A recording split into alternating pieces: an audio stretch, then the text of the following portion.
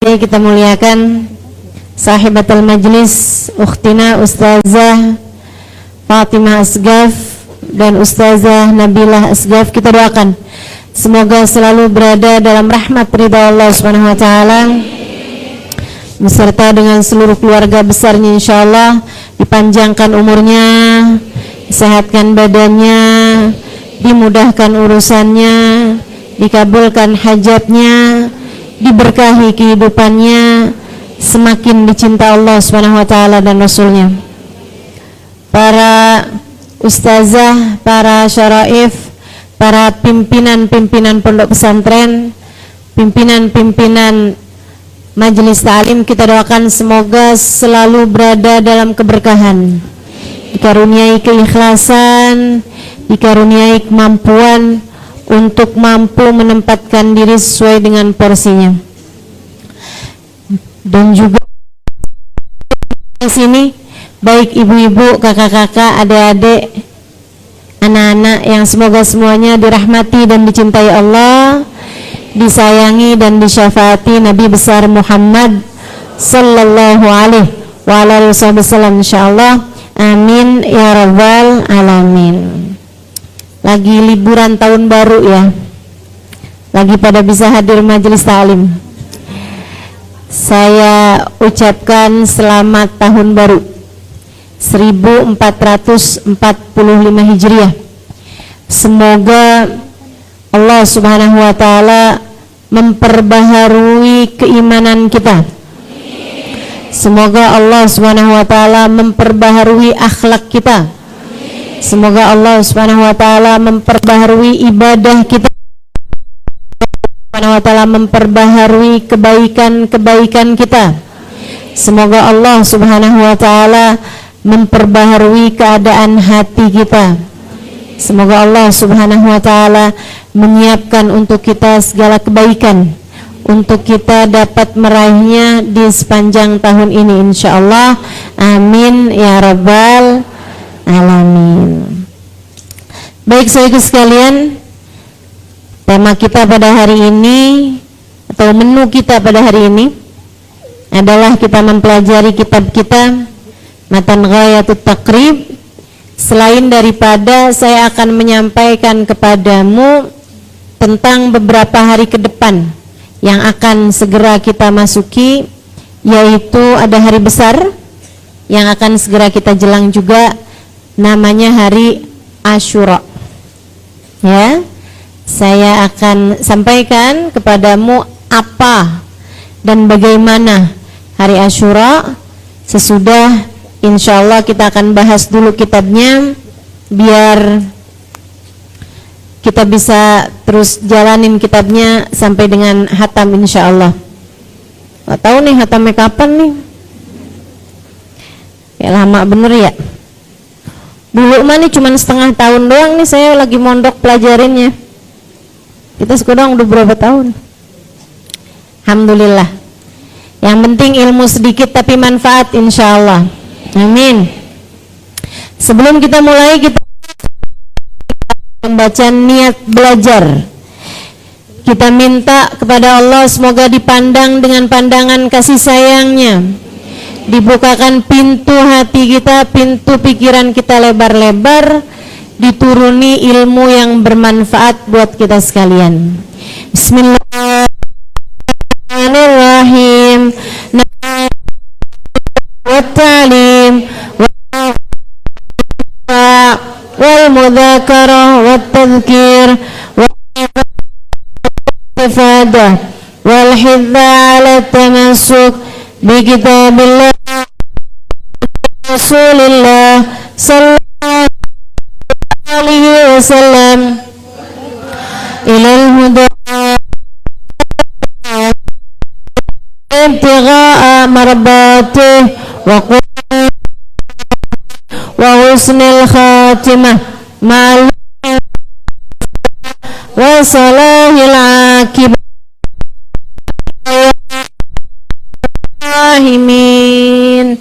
la hadratin Nabi Muhammad sallallahu alaihi wasallam wa alihi wa sahbihi wa azwajihi wa dhurriyyatihi wa ahli baitihi wasallim wa jamil anbiya wal mursalin wal qawmi ajma'in wa nasusan sayyidina muhajirin Ahmad bin Isa Fakil Muqaddam Muhammad bin Alawi Alawi Sayyidul Hayy Abdurrahman Asghar Sayyidul Hayy Abdullah bin Abu Bakar Al-Idrus Fakhrul Wujud Al-Syekh Abu Bakar bin Salim Musulim Mafurum Tumara Sahib Ratib Abdullah bin Al-Haddad Ahmad bin Zanhabshi Ibn Ali bin Al-Habshi wa jami' sadatina ali Abi Alawi ajma'in ثم إلى الإمام الغزالي وإلى راحل سيدنا الشيخ عبد القادر الجيلاني ثم إلى روح صاحب الكتاب الشيخ أبو شجاع الأصفهاني وأصول مفهوم ثم إلى أرواح أرباب الأئمة المجتهدين ومقلدين في الدين علماء عاملين فقهاء والمحدثين والقراء والمفسرين وسادات الصوفية المحققين أجمعين ثم إلى أرواح الأولياء التسعة الذين نشروا الدين في بلادنا الإندونيسية وجميع آل أبي علوي أجمعين أن الله يغفر لهم ويرحمهم ويعلي درجاتهم في الجنة وينفعنا ببركاتهم وأسرارهم وأنوارهم وعلومهم ونفحاتهم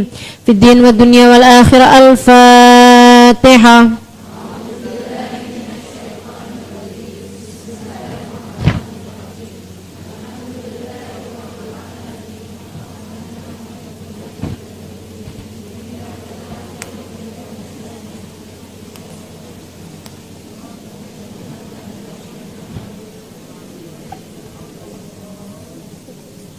Bismillahirrahmanirrahim. Faslun.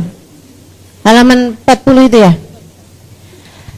Ad-dima'ul wajibah fil ihram khamsyatu asya.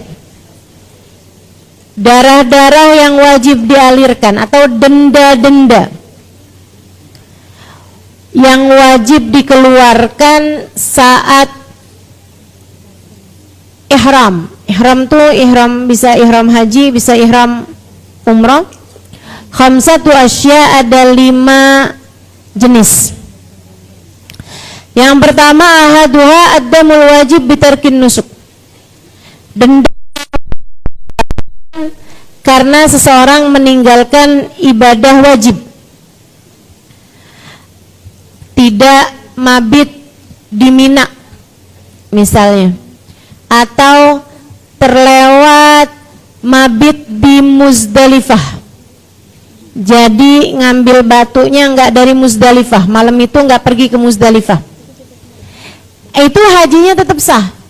Karena mabit di Muzdalifah bukan termasuk bagian, termasuk dari wajib, termasuk dari perkara yang wajib. Nah beda, haji itu dibandingkan dengan ibadah lain. Ibadah yang lain antara wajib sama rukun tuh sama. Kalau ditinggalkan maka nggak sah. Kayak misalnya sholat. Kalau ditanyain wajibnya sholat apa? Berdiri, baca Fatihah, ruku, i'tidal, sujud. Kalau ada orang sholat duhur 1 rakaat sujudnya cuma sekali doang, berarti hukum sholatnya nggak sah. Kan begitu? Antara wajib marukun tuh sama di ibadah-ibadah yang lain kecuali haji. Haji itu beda antara rukun sama wajib. Yang rukun kalau ditinggalin nggak sah, nggak sah hajinya. Apa yang rukun? Wukuf di Arafah, rukun. Kalau ada orang haji nggak dapat wukuf di Arafah, hajinya nggak sah. Hajinya nggak sah.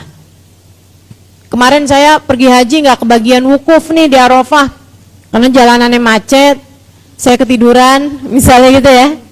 Pas nyampe sana, nyampe Arafah, mataharinya udah tenggelam, masuk malam Zulhijjah, malam Idul Adha, malam 10.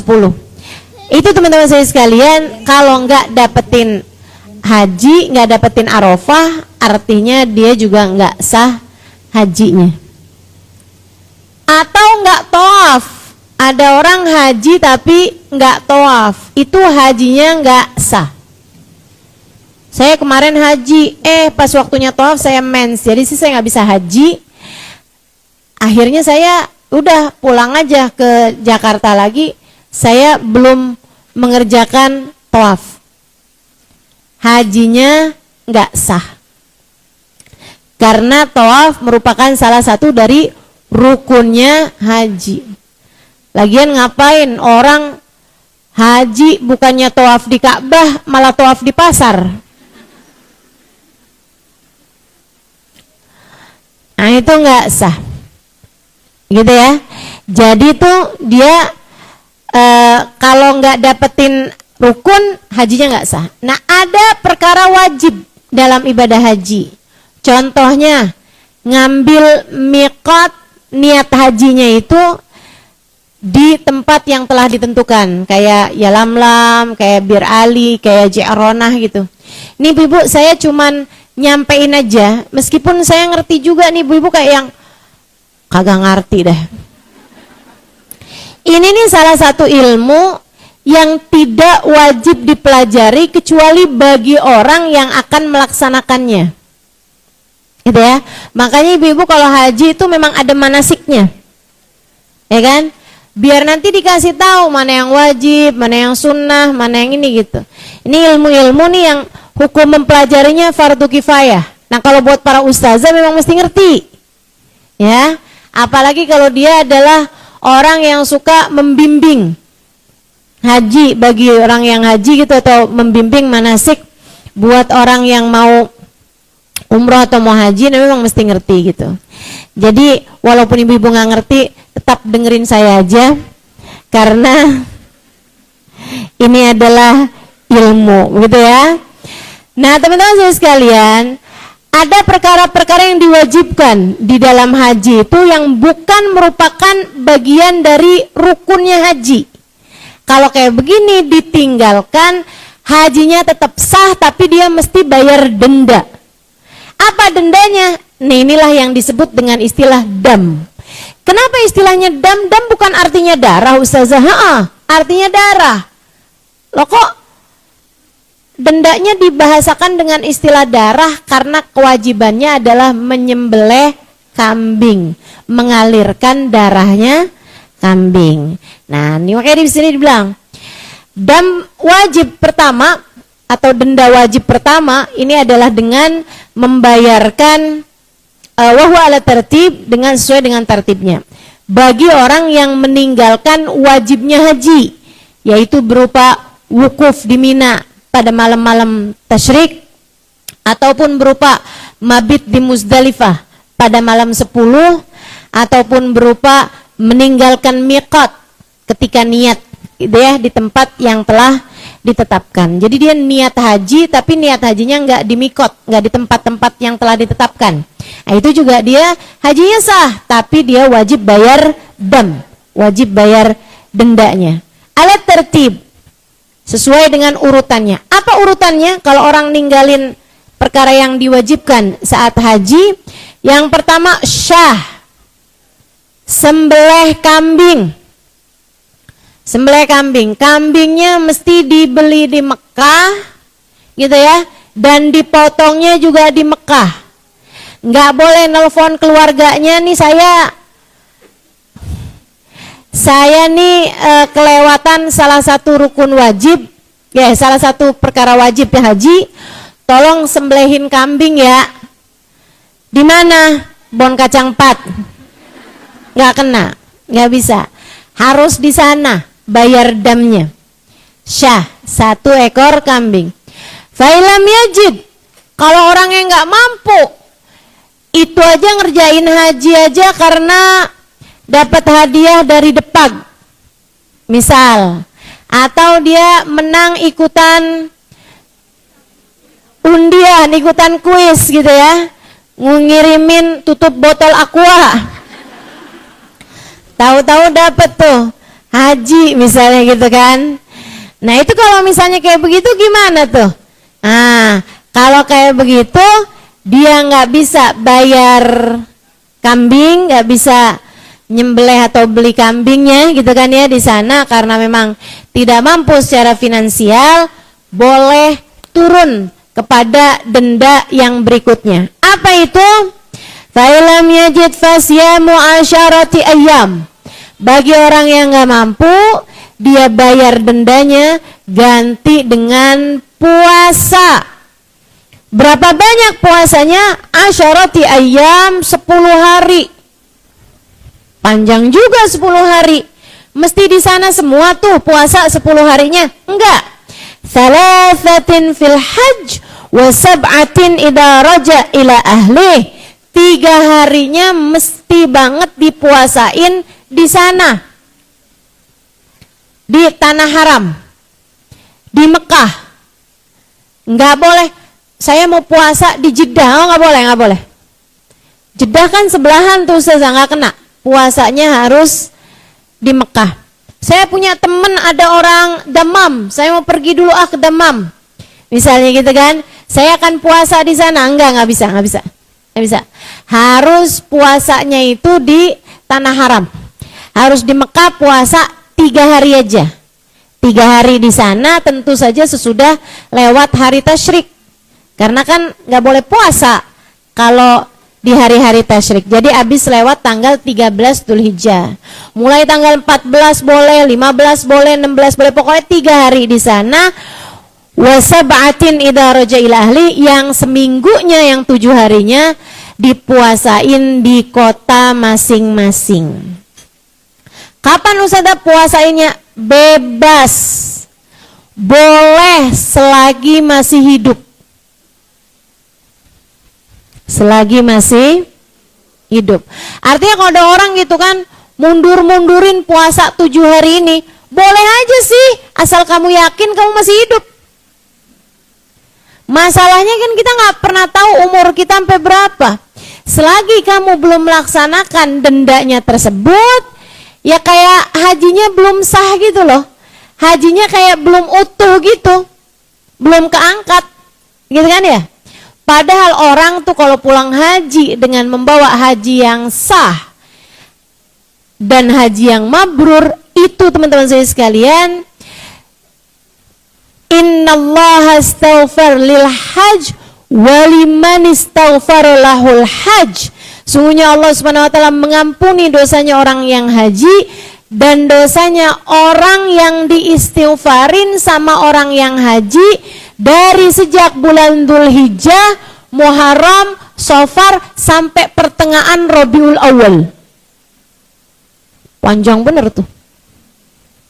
Ini sekarang nih udah masuk tanggal 1 Muharram. Ini yang pada pulang-pulang haji nih, doanya masih mustajab.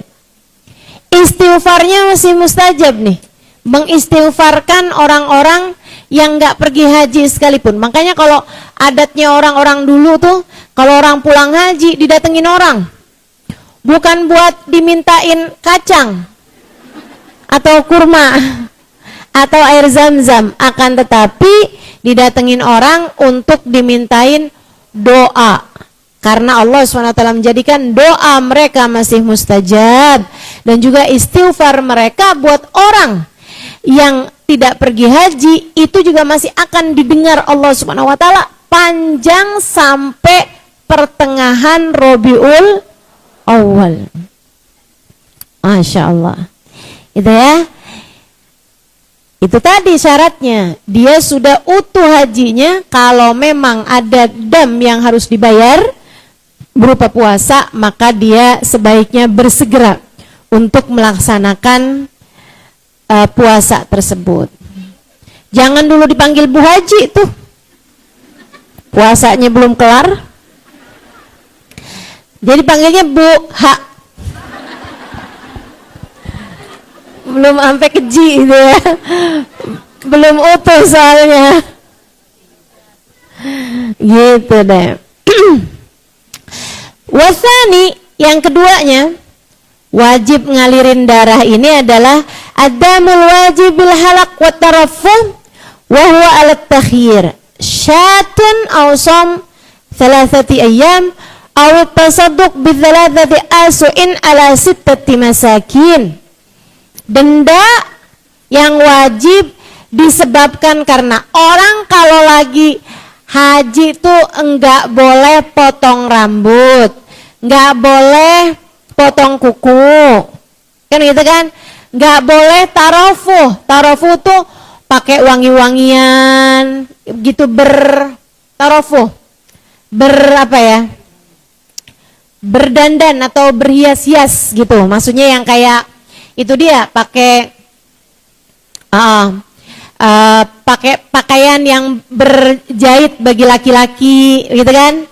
Nah itu tuh, dia juga kena damnya, kena wajib bayar dam buat orang-orang yang melaksanakan apa-apa yang nggak boleh selama mereka haji atau umrah kalau dilanggar secara sengaja. Dilanggar secara sengaja. Kalau nggak sengaja mah nggak apa-apa, teman-teman. Ustazah gimana nih ada rambut rontok? Ya kalau rambut rontok nggak jadi masalah gitu kan. Rambutnya emang rontok Ustazah karena saya sedang dalam masa kemoterapi, misalnya gitu ya. Wah begitu begini aja rambut banyak banget nih keluar. Orang kalau lagi masa kemoterapi suka ada yang kayak gitu misalnya gitu ya.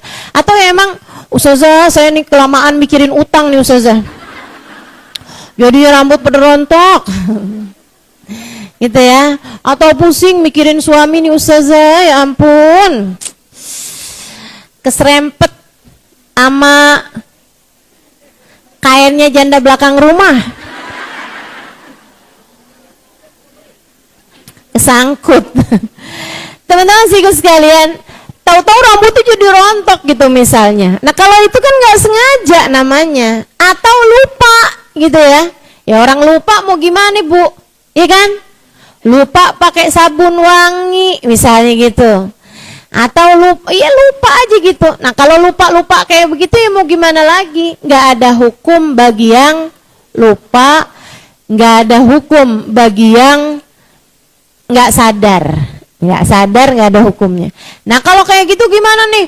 Waduh saya kemarin haji tapi saya melaksanakan salah satu dari hal-hal yang tidak diperbolehkan selama haji, gitu ya.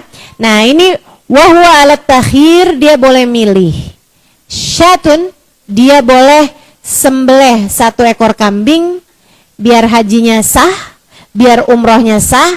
Ausom 3 ayam, atau boleh juga diganti dengan puasa 3 hari selama di haji, ya. Nah boleh juga nih puasa 3 harinya juga di kampung juga boleh. Udah pulang gitu kan, bayar 3 hari puasa, itu juga boleh. Awit tasadduq bi-3 asu ala 6 masakin, atau bersedekah dengan 3 sok. 3 sok disedekahkan kepada 6 masakin, kepada 6 orang miskin. Teman-teman saya sekalian, berapa itu 3 sok? 3 sok itu adalah 1 sok sama dengan arba'atu amdad, 4 mud. Berapa itu 4 mud? 4 mud itu 1 mudnya hitungannya itu adalah, jadi gini, kalau kita zakat fitrah tuh itu 1 sok sama dengan arba'atu amdad, sama dengan 4 mud. 1 mud itu sekitar 6 ons beras. Atau kalau di Arab sana juga ada yang pakai beras, ada yang pakai gandum, gitu ya, 6 ons. Kalau zakat fitrah 1 sok sama dengan 2,5 kilo. Nah ini 3 sok, berarti 2,5 kilo dikali 3 sama dengan 7, benar ya? 7,5 ya? 7,5 kilo. 7,5 kilo kalau sekilonya harganya 15.000, berapa sih beras? Berapa? 10.000. Ini kok murah, belinya di mana dah? Beda-beda ya. 11.000. Nah kan sekilo apa seliter tuh? Sekilo saya nanyanya. Iya udah bener 15.000. 15.000 dikali 7,5. Berapa tuh? Coba dihitung. Berapa tuh? Coba dihitung. 7,5 dikali 105. 105.000 Bu. Murah apa mahal? Murah. Apalagi kan udah orang berangkat pergi haji bayarnya berapa, pergi umroh bayarnya berapa. Jangan sampai hanya karena ketidakpengetahuanmu tentang apa yang boleh, apa yang nggak boleh, apa yang seharusnya dilakukan. Akhirnya hajinya nggak sah hanya gara-gara perkara 105 ribu doang. Jangan sampai itu terjadi. Makanya emang orang pergi haji, pergi umroh mesti banget ngerti ilmunya. Itu ya. Bithalafati asu'in ala sittati masakin, dibaginya mesti kepada 6 orang miskin. As-salits, yang ketiga, denda yang ketiga yaitu adamul wajib bil ihsar. Denda yang wajib dibayarkan bil ihsar, sebab karena ihsar. Apa itu ihsar? Tidak dapat melaksanakan secara sempurna haji karena keadaan-keadaan tertentu. Misalnya, udah berangkat pergi haji, udah niat haji, udah ngambil miqat di ihram, nawaitul hajja wa ahramtu bihi lillahi ta'ala. Tahu-tahu pemerintah Saudi Arabia menutup Mekah karena adanya penyakit, misalnya pandemi, gitu ya.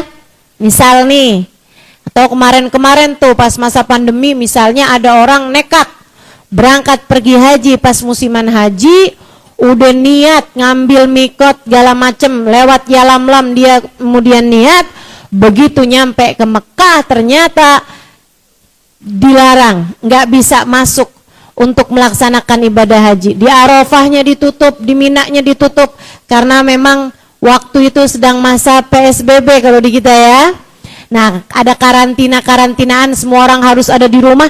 Nah, yang kayak begini keadaannya gimana nih? Waduh, saya udah terlanjur niat nih, saya udah terlanjur pakai ihram nih, nggak bisa dong kalau kayak begini nih. Pemerintah Saudi Arabia bilang, balik kamu ke negara kamu masing-masing. Siapa suruh? Di negara-negara yang lain juga semuanya sedang dalam masa karantina, dalam masa tinggal di rumahnya masing-masing. Ngapain kamu sendirian datang kemari gitu kan? Nah, kalau kayak gitu keadaannya, orang balik lagi ke negaranya karena satu dan lain sebab sesudah mereka ngambil ihram, itu namanya ihsar.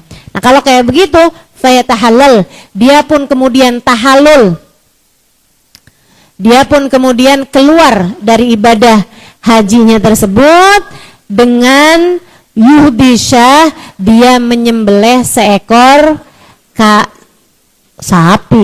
kambing, menyembelih seekor kambing di sana di tanah suci, bayar, pergi ke orang bayarin kambing deh, nanti disembelih di tanah suci sana. Nah, itu seperti itu. Warabi, yang keempat, adamul wajib biqatli sayd wa huwa ala takhir, yaitu darah yang wajib dialirkan atau denda yang wajib disebabkan karena membunuh binatang buruan. Lagi di Mekah, lagi di Mina, tahu-tahu kelihatan ada burung, paling mungkin dah burung dara. Kebiasaan di negerinya dia ngambil bedil kemudian ditembak burungnya, gitu ya. Atau dia ambil panah kemudian dia nangkep burungnya, dipanah misalnya gitu. Atau dia tangkep si burung tersebut kemudian dibunuh gitu, disembelih. Nah, ini teman-teman sekalian, yang kayak begini-nian nih, wahwa alat takhir, dia pun juga wajib kena denda. Dendanya juga boleh milih, ya. Alat takhir tuh beda sama alat tertib. Kalau alat tertib, kalau nggak bisa baru yang kedua, gitu ya. Tapi kalau alat takhir artinya dia boleh milih, mau yang ini, apa yang ini, apa yang ini, sama aja statusnya, sama levelnya. Bahasa qatli sayd, membunuh binatang buruan. Saya sering ditanya, Ustazah, saya waktu haji kemarin bunuh semut, saya wajib bayar dam apa enggak? Ya enggak. Kenapa? Semut bukan binatang buruan. Jadi kalau semut, nyamuk, kecoa, tikus gitu ya, itu nggak wajib. Ustazah, waktu saya melaksanakan ibadah haji itu Ustazah, saya ngebantuin tukang masak, akhirnya saya nyembelih ayam. Saya ngebunuh ayam Ustazah, saya nyembelih ayam. Berarti saya mesti bayar dam apa enggak? Ya enggak lah. Kenapa gitu? Ayam bukan binatang buruan. Halo? Jadi yang dimaksud yang haram dibunuh nih di sana nih apa? Binatang buruan. Binatang buruan satu-satunya yang ada sekarang saya rasa hanya tinggal burung. Udah nggak ada lagi rusa berkeliaran di sana. Adanya di hutan Kalimantan. Kalau di Mekah, Madinah saya nggak pernah lihat rusa ada keleleran di masjid kan, atau di Mina gitu, nggak pernah lihat tuh saya. Kayaknya udah nggak ada lagi dah di negeri Arab sekarang ini gitu ya. Yang ada cuman burung aja tuh, banyak tuh masih burung. Palingan yang ada kalau rusa di Kebun Raya Bogor ada tuh banyak ya. Taman safari gitu kan. Masya Allah, itu binatang buruan. Ibu-ibu paham maksudnya binatang buruan, bukan binatang ternak. Emang bahasa Arab tuh gitu Bu, beda binatang buruan beda sama binatang ternak gitu kan, beda bahasa gitu. Nah jadinya yang dimaksud di sini adalah said, biqatlis said, dengan membunuh binatang buruan. Binatang buruan tuh termasuknya tuh yang biasa diburu orang itu loh, untuk dimakan dagingnya. Rusa, kelinci, apalagi ya, babi hutan, tapi kan haram. Banteng, gitu ya, banteng. Banteng itu setara sama sapi. Kalau rusa tuh setaranya sama kambing. Kalau kelinci itu sebenarnya setaranya sama ayam, kan gitu tuh. Kalau burung setaranya sama adiknya ayam lah. Kayak harganya gitu.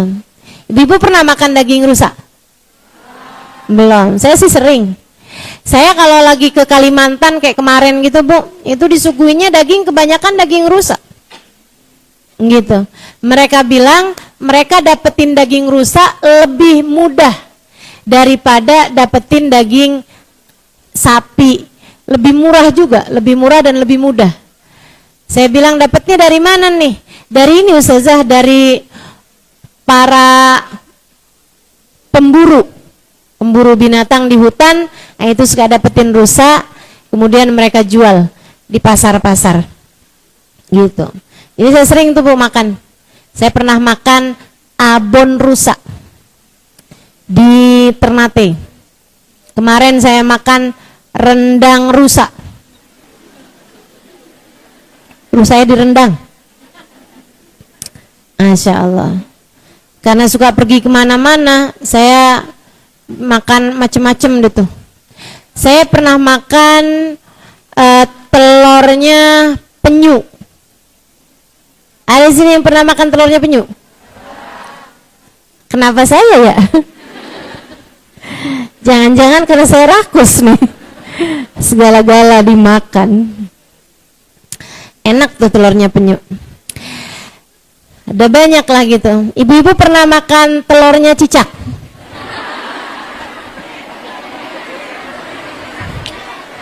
Coba diingat-ingat.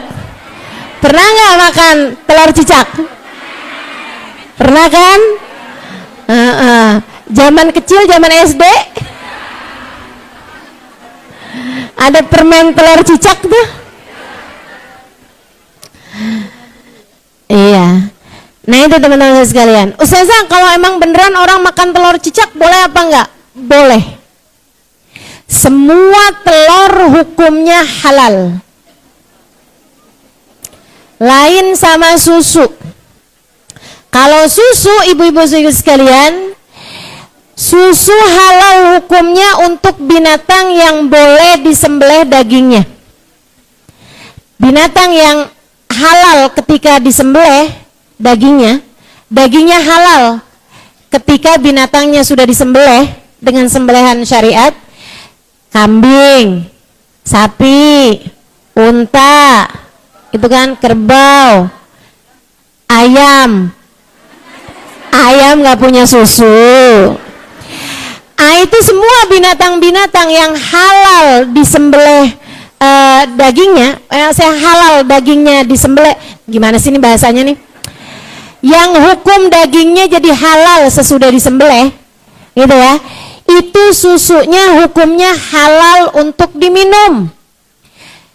Binatang yang dagingnya tidak halal disembelih, tidak halal walaupun sudah disembelih, itu susunya hukumnya najis dan tidak halal dikonsumsi. Contohnya kucing. Ada di sini yang pernah minum susu kucing?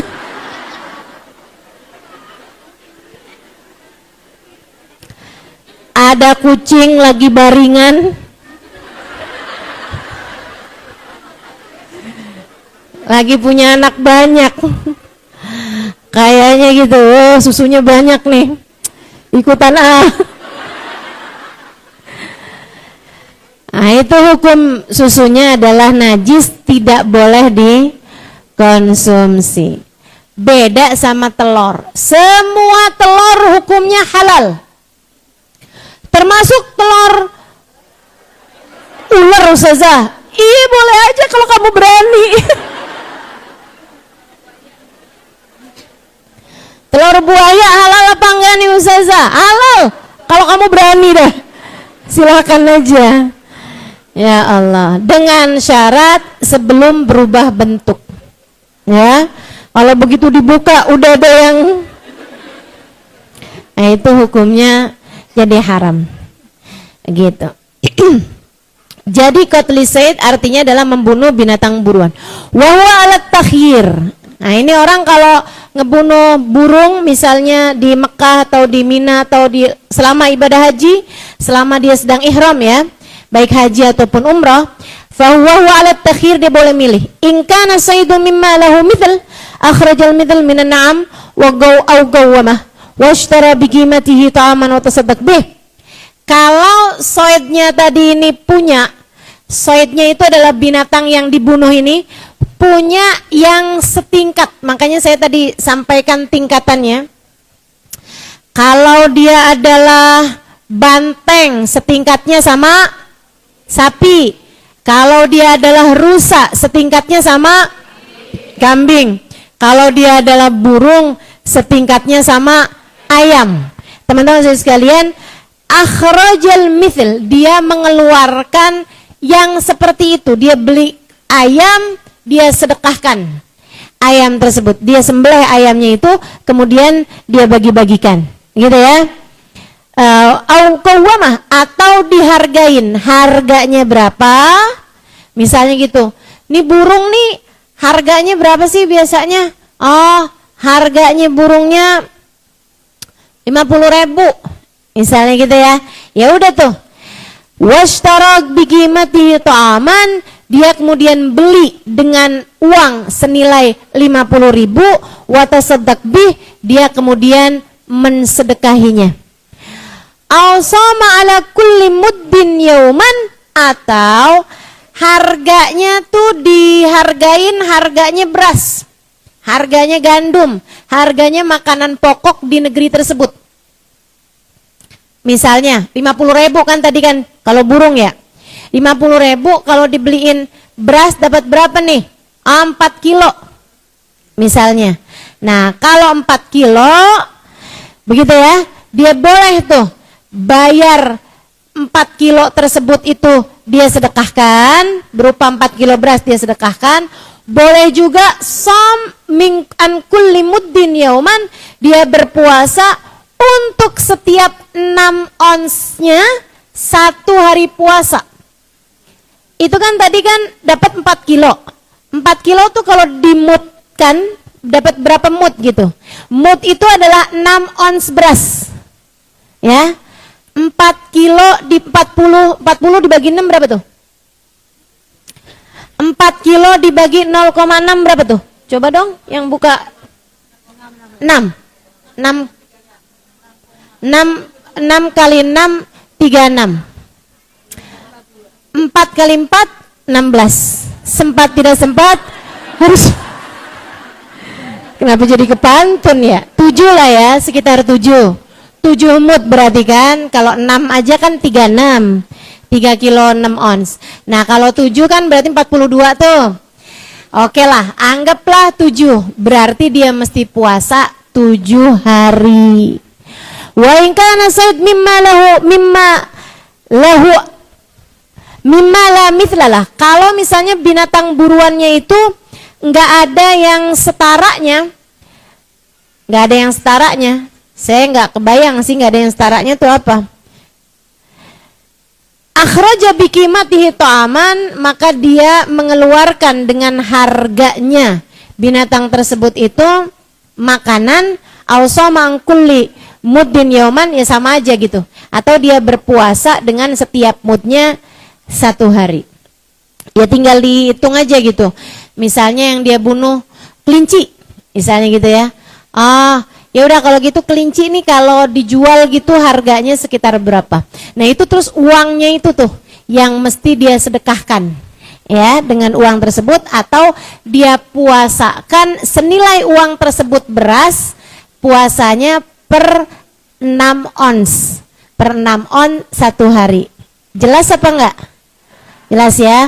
Wal khamis, yang kelimanya, adamul wajib bil wad'i wa huwa ala tertib. Oh ini berat nih.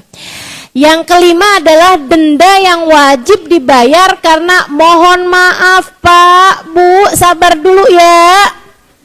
Kalau lagi haji jangan berhubungan badan sama suaminya. Jangan berhubungan badan sama istrinya ya Pak. Tahu-tahu nggak tahan.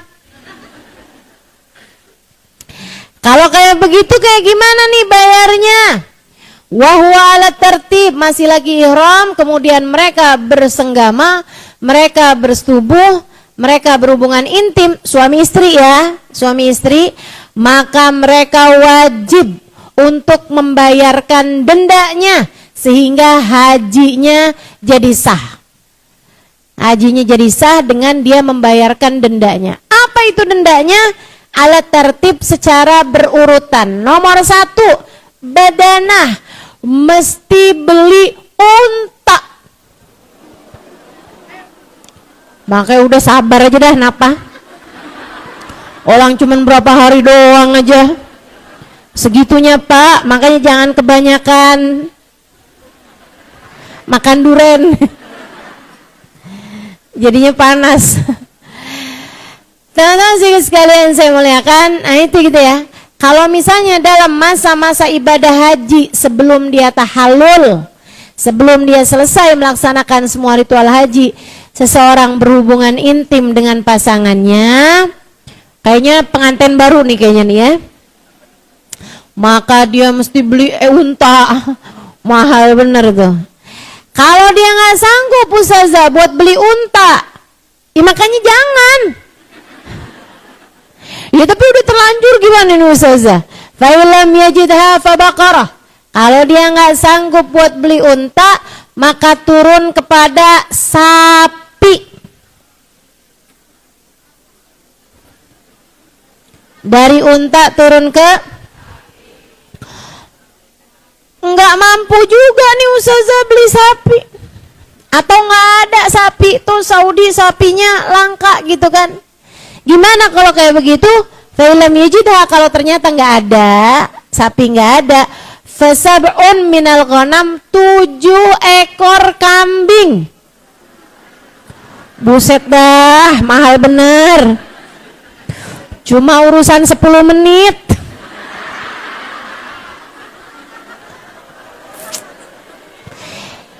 Hidup ini Bu, ngerjain taat, ninggalin maksiat, kuncinya 1, sabar. Apa-apa tuh yang sabar. Orang kalau nggak sabar nabrak-nabrak kayak begini nih. Maka emang mesti banget buat sabar. Fasab'un minal ghanam, mahal Bu harganya ibu-ibu sekalian. Sapi, gitu kan? Unta malah pertama. Nggak sanggup unta,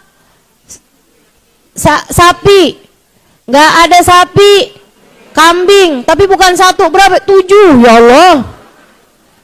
Fa'ilam yajidha, kalau misalnya nggak ada juga nih, nggak ada kambingnya misalnya gitu, atau nggak ada lah gitu ya, yang disebutkan ini nih tidak memungkinkan. Qawwamal badana, tapi dia punya duitnya. Qawwamal badana, dia mesti menghargai satu ekor unta. Untanya berapa tuh harganya? Misalnya unta harganya 50 juta. Misal, saya nggak tahu sih harga unta. Berapa dah harga unta? Nggak ada yang tahu juga. Kayaknya kemarinan sekitar segituan dah. Malahan ada yang 35 gitu, ada yang 40 juga. Misalnya ya, anggaplah gitu paling mahalnya misalnya 50 juta. Dia kemudian wastara bikimatiha ta'aman wa tasaddaq bih. Enggak ada nih kambing, enggak ada sapi, enggak ada gitu. Tapi dia punya uangnya. Ya udah kalau gitu hargain tuh, 50 juta. 50 juta tersebut dibelikan beras, dia sedekahkan. Dibelikan makanan, dia sedekahkan dengan makanan tersebut. Fa'ilam yajid, kalau dia enggak punya duitnya gimana Ustazah? Ini dia nih, udah miskin, napsuan pula. Aduh. Fa'ilam yajid, kalau dia nggak dapet, sama angkulli muddin yauma, dia berpuasa untuk setiap mudnya, setiap satu mud 1 hari. Jadi tuh 50 juta dibeliin beras dapat berapa? Per 1 harinya puasa hanya buat ngebayarin 6 ons beras. Bisa ratusan hari, bisa ribuan hari itu. Pulang haji bawa utang puasa ribuan hari. Makanya dah yang sabar, yang sabar. Wala yujzi'uhul hadyu walal it'am illa bil haram. Tadi tuh nyembelih kambingnya sama ngasih makanan enggak cukup kalau dikerjakan di tempatnya sendiri. Pulang kampung gitu, kerjain di kampungnya enggak boleh. Harus dikerjain bil haram di Mekah ataupun di tanah haram. Maksudnya ada batasannya tuh, tanah haram tuh di sana tuh ya. Mina masuk tuh semuanya tuh. Tapi kalau udah keluar Jeddah tuh udah tanah halal. Kayak ke Damam apa walaupun sama-sama di Saudi Arabia, itu sudah tidak termasuk tanah haram lagi. Wa yujziyan yasum haitsu sya. Tapi kalau yang namanya puasanya tuh yang 3 hari tadi tuh. Nah, yang puasa tuh kecuali puasa yang dam wajib yang pertama, itu kan memang udah ada aturannya, salatatin fil hajj wa sab'atin idza raja ila ahlih. 3 hari di haji, 7 hari di tempat yang lain. Tapi yang sisa-sisanya tuh yang dibayar puasa tuh, tekan. Itu boleh dikerjakan dimanapun aja. Boleh. Di tanah haram boleh, ketika udah nyampe ke kampungnya juga boleh. Kalau yang urusan puasa. Tapi kalau urusan ngasih makan atau tadi nyembelih kambing, itu harus ada di tanah haram selama ada di sana. Wala yajuzu qatlu saydil haram wala qat'u syajarih. Enggak diperbolehkan buat membunuh binatang buruan yang ada di tanah haram. Wala qat'u syajarih, ataupun motong pohon. Lagian kagak-kagak aja. Ada orang gitu ya, berangkat haji bawa gergaji. Dimotong pohonannya, nggak boleh. Wal muhrim fi dzalik sawa.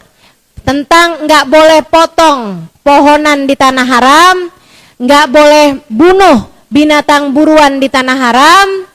Itu nggak hanya diharamkan bagi orang yang sedang menjalankan ibadah ihram, akan tetapi diharamkan buat siapapun yang ada di sana, walaupun emang dia tinggal di sana.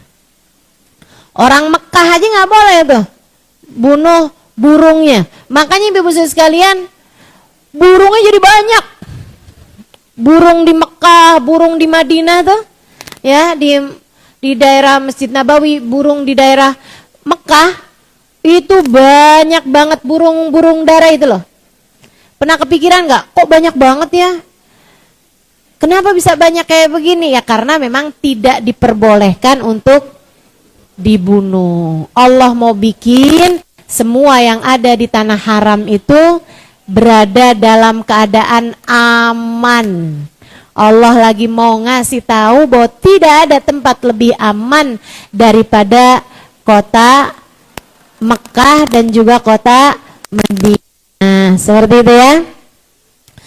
Wallahu a'lam bishawab. Nah, teman-teman sekalian saya muliakan, kita sekarang tanggal 1 nih. Besok lusa, besokannya lagi, besokannya lagi, besokannya lagi, besokannya lagi. Nyampe kita di tanggal 9. Itu namanya hari Tasu'a. Besokannya lagi namanya hari Asyura, tanggal 10. Nah, kalau kita liatin jadwal nih, liatin kalender nih, tanggal 9 jatuhnya hari Kamis. Kamis 27 Juli. Sementara hari Asyura tanggal 28 Juli. Jatuhnya hari Jumat. Berarti nih tahun hari Asyuranya double fadilahnya karena bertepatan dengan hari Jumat.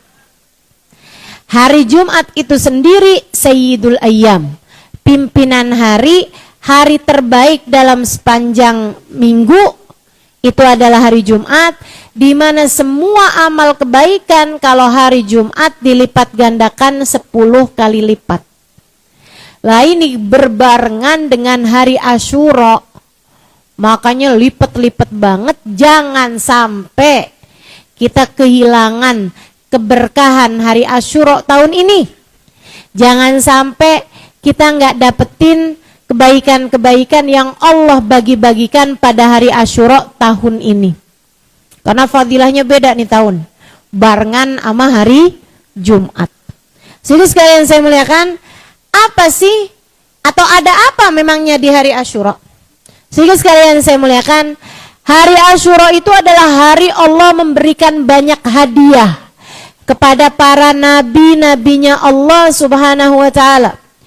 Karunia-karunia indah banyak Allah Subhanahu wa taala berikan kepada para nabi-nabinya Allah Subhanahu wa taala. Dari zaman dulu sampai ke zaman sekarang ini. Apa aja? Hari Allah menambatkan kapalnya Nabi Nuh alaihi salam. Tenggelam berbulan-bulan. Bukan tenggelam, berlayar berbulan-bulan. Kenapa kok berlayarnya sampai lama banget berbulan-bulan? Karena buminya tenggelam. Buminya dijadikan Allah Subhanahu wa taala semuanya terendam banjir. Banjir bandang seluruh permukaan bumi. Waduh, tuh gimana modelnya tuh? Jadi kiamat kecil tuh teman-teman. Kayak udah habis saja, semua manusia habis, semua binatang habis, mati semuanya. Tenggelam semuanya. Di zamannya Nabi Nuh alaihi salam, yang selamat hanya orang-orang yang ada di atas kapalnya Nabi Nuh, termasuk binatang-binatang. Jadi semua binatang yang ada sekarang ini adalah keturunan dari binatang yang ada di dalam kapalnya Nabi Nuh, termasuk cecek, termasuk kecoa, gitu kan, termasuk ayam, tikus, semuanya tuh, ular apa segala macam tuh, yang sekarang ada nih, itu dia tuh, yang selamat-selamat di dalam perahunya Nabi Nuh alaihi salam.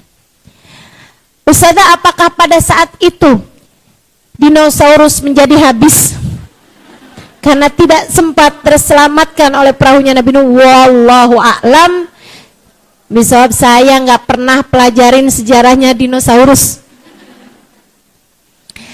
Saudara sekalian yang saya muliakan, walhasil semua manusia yang sekarang ada adalah keturunan dari orang-orang yang ada di atas perahunya Nabi Nuh yang terselamatkan.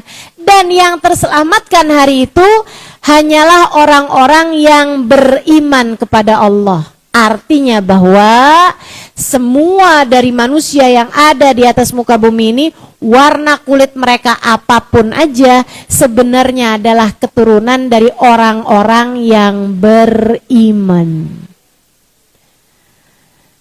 Karena semua yang kafir, semuanya tenggelam. Semua yang gak percaya sama Allah, gak percaya sama hari akhirat, gak percaya sama adanya surga neraka, semuanya tenggelam hari itu. Yang diselamatin nama Nabi Nuh illaman aman, illaman qad aman, orang-orang yang sudah beriman aja tuh yang diselamatkan sama Nabi Allah Nuh alaihi salam. Dan itu teman-teman, Nabi Nuh juga berbekal banyak tuh makanan-makanan. Sampai ketika makanannya udah mau habis, tiap hari dibuat makan semua manusia dan binatang-binatang yang ada di atas kapalnya Nabi Allah Nuh alaihi salam. Teman-teman sekalian, tepat pada tanggal 10 Muharram, Allah Subhanahu wa taala kemudian menambatkan perahunya Nabi Allah Nuh alaihi salam.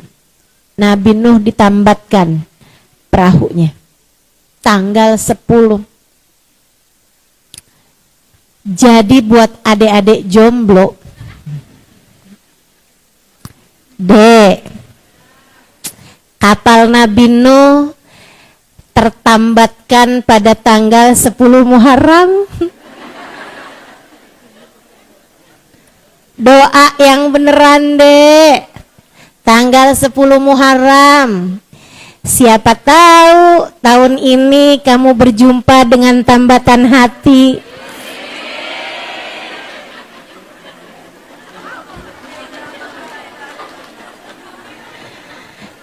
Ini yang aminnya kenceng, kenapa emak-emak ya? Janda, oh janda.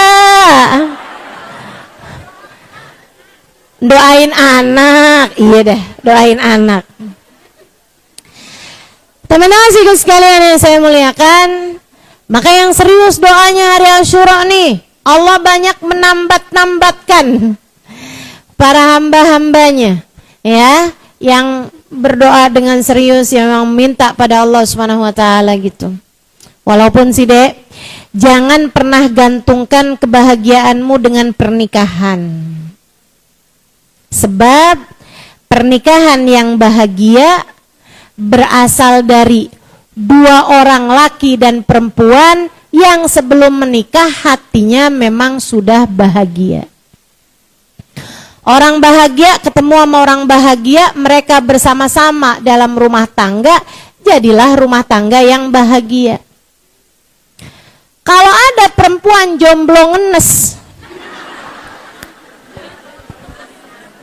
Jones, ketemu juga sama laki-laki jomblo ngenes juga, mereka bersatu dalam rumah tangga, jadilah keluarga yang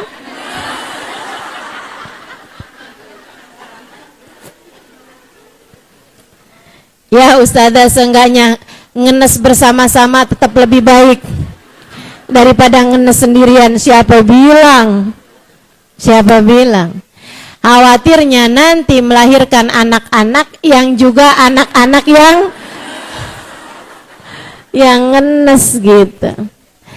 Ayolah, jangan pernah gantungkan kebahagiaanmu pada pernikahan. Berbahagialah dari sejak sekarang. Kamu perlu bahagia sebab kamu adalah hamba Allah Ta'ala. Jangan lupa berbahagia dengan mengingat fakta bahwa kamu adalah umatnya Nabi besar Muhammad. Maka Dek, meskipun belum ada laki-laki yang menyayangimu, kamu harus tahu bahwa Nabi Muhammad sangat menyayangimu. Maka nak, Meskipun belum ada sesiapapun laki-laki yang menyayangimu, kamu harus tahu bahwa Allah Subhanahu wa ta'ala sudah sangat menyayangimu, bahkan dari sejak kamu belum lahir ke atas muka bumi ini. Dari sejak masih berada dalam kandungan ibumu, Allah begitu menyayangimu. Ibu-ibu tahu nggak? Rahim itu, Bu, rahim itu letaknya di belakang dari lambung. Ibu-ibu sekalian, ini kalau saya salah, dokter silahkan dikoreksi. Kalau ada yang belajar ilmu biologi ngerti gitu apa yang saya sampaikan, kalau saya salah silahkan ditegur saya.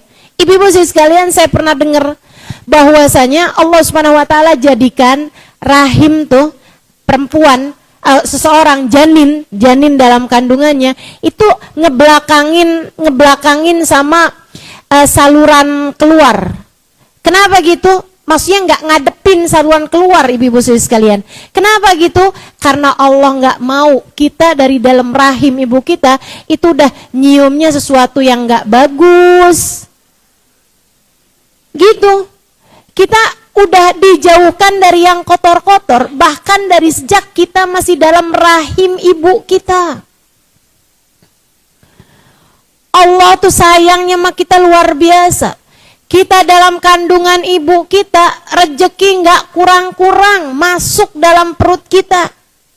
Sampai para ibu tuh jadi nggak kenal sama dirinya sendiri kalau lagi hamil.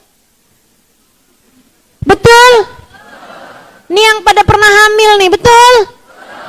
Ustazah, saya tuh biasanya Ustazah nggak bisa kalau nggak ngopi tiap hari. Tapi begitu saya hamil, saya nggak doyan kopi. Kenapa kayak begitu? Karena Allah hendak memberi rezeki bukan hanya kepadamu, tapi kepada janin yang ada dalam kandunganmu. Kurang sayang apa Allah kepada kita? Sampai ibunya itu, teman-teman saya sekalian, sampai menghindari makan makanan pedas meskipun dia suka, sampai menghindari makan makanan apapun yang bisa berbahaya buat kita, gitu kan? Bukan karena sayangnya ibu, bukan, tapi karena sayangnya Allah. Andai dia tetap mau makan, Allah bikin dia sakit sehingga mau nggak mau dia harus menghindari makanan tersebut. Allah kayak lagi mau bilang gitu, kamu sih terserah mau makan apa aja, tapi aku hendak memberikan rezeki yang bagus buat anak yang ada dalam kandunganmu. Aku tidak izinkan kamu makan makanan-makanan tersebut. Subhanallah. Jangan main-main deh. Jangan pernah kamu bilang, kenapa ya sampai dengan umur saya udah hampir 25 tahun belum ada hati yang begitu menyayangi saya. Nggak ada yang mau deketin saya. Sedih bener sih saya. Teman-teman saya udah pada punya pacar, udah tunangan, udah kawin, udah gandeng anak. Saya masih gini-gini aja, nggak ada yang sayang sama saya. Siapa bilang? Allah bahkan dari sejak kamu berada dalam rahim ibumu sudah menyayangimu. Maka dek, kamu pengen nikah, kamu doa minta sama Allah, boleh-boleh aja, silahkan. Tapi sekali lagi, jangan pernah gantungkan kebahagiaanmu dengan pernikahan. Jelas? Apalagi kalau dalam rangka pengen cepet nikah, kamu menghalalkan segala cara termasuk pacaran. Pacaran tidak pernah mendekatkanmu kepada jodohmu.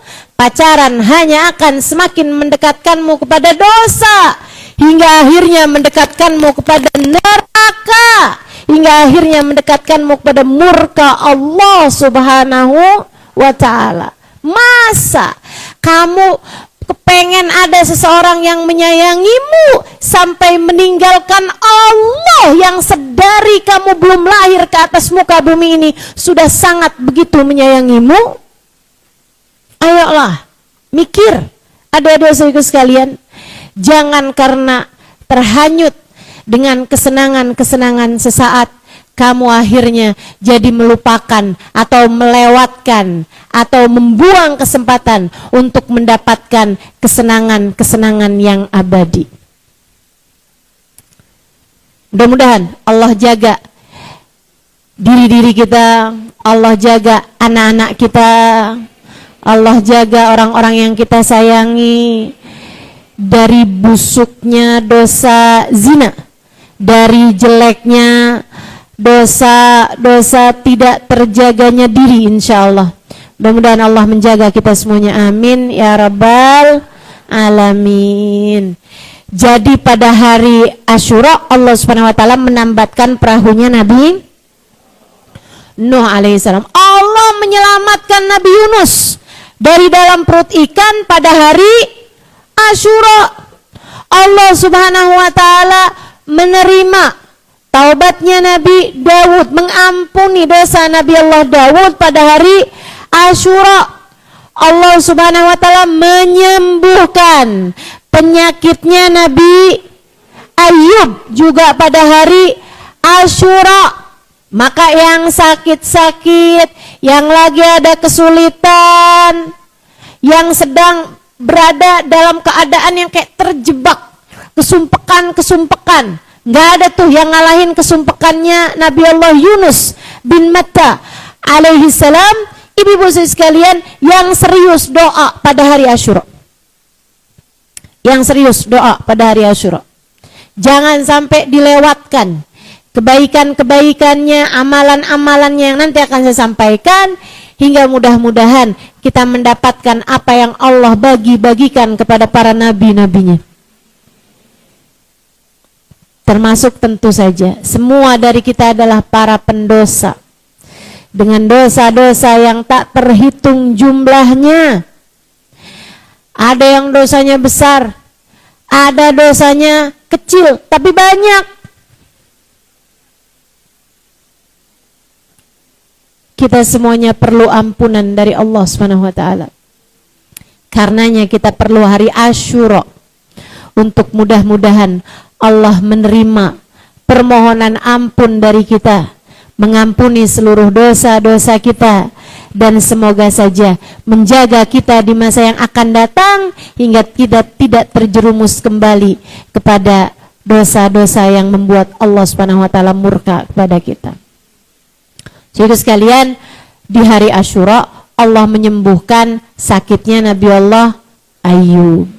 Jadi yang lagi sakit atau ada yang keluarganya lagi sakit, yang serius minta pada hari Asyura, yang serius ngerjain project-project Asyura. Ini ya, nanti akan saya sampaikan project-projectnya apa, biar kita bisa mendapatkan kesembuhan, kesehatan buat kita dan bagi keluarga kita. Zahir batinnya mudah-mudahan Allah sehatkan semuanya. Karena kalau penyakit zahir tuh ada yang sakit, ada yang nggak sakit nih. Tapi kalau penyakit batin kayaknya semua dari kita perlu untuk disembuhkan. Bukan begitu? Hati kita nih penyakitnya banyak. Masih suka seneng lihat orang lain susah. Masih suka susah lihat orang lain seneng. Masih suka merasa diri lebih baik daripada orang lain. Masih selalu aja suuzon. Sama orang gampang banget suuzonnya, sama Allah aja gampang banget suuzonnya. Buruk sangka mulu sama Allah Subhanahu wa taala. Wah, kalau suami saya nggak kerja lagi, gimana nih cara saya buat makan? Oh tuh, suudzon sama Allah. Kata Allah, kamu belum bersuami juga udah aku yang ngasih makan. Bahkan dari sejak kamu dalam kandungan ibumu, aku udah ngasih kamu makan. Sekarang tiba-tiba aja kamu menghina aku, kamu berburuk sangka padaku bahwa kalau suamimu tidak bekerja, aku tidak bisa memberikan kepadamu makan. Suuzon macam apa itu?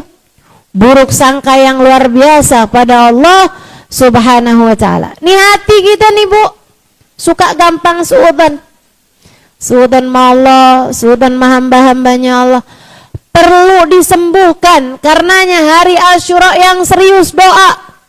Minta ya Allah, qad ista'antuka rabbi ala mudawati qalbi. Ya Allah, serius aku minta kepadamu pertolongan.